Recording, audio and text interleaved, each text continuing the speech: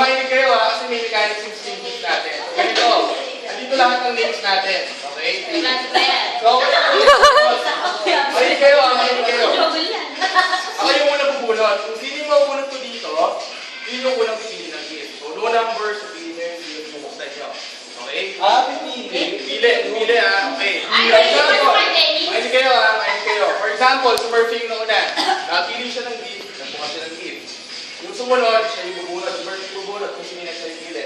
Ang nabunot si Murphy, ako. So, nagbuksan ko yung gift, mas gusto ko yung gift ni Murphy, ipapalit ko yung gift ko kay Murphy. Yes, nyo? Pwedeng maspin? So ngayon, lahat ng regalo mo pwedeng maspilan hanggang hindi natatapos si last partner na kuha ng regalo. Sample. Example. Example yung kay Dennis. Ano pa? Example. Example! Galing pa rin! Galing pa rin!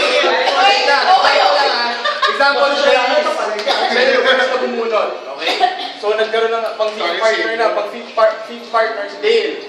So, pang-lima siya, nakita niya na yung limang gift, di ba? So ako, pwede kong ipalit kay Dennis yun, kung mas gusto ko yung gift ni Dennis. Guess nyo? Walang magagawa si Dennis. Wala siyang magagawa, okay? Hanggang hindi pa natatapos yung stage gift, pwede pong maagaw sa inyo yung regalo. Once na sila sa partner na, yung pinakahuli, so yung pinakahuli yung pinakaswerte, kasi lahat ng gift nakita niya. So yung makakapili, ang lahat Last na ako? May violent reaction ba kayo? No violent reaction. Pwede mo makunin yung sarili mo? Dennis. Gusto mo makunin ba eh? Kasi Dennis, pag mag-i-steal yan. Kaya na lang pinili mo na ako yan. Kaya yung pinagbalat ko. Once natapos mo yung slot doon, hindi na kayo pwede magpalit. Malas yung muna sa ulang. Hindi na kayo pwede magpalit. Bakit ka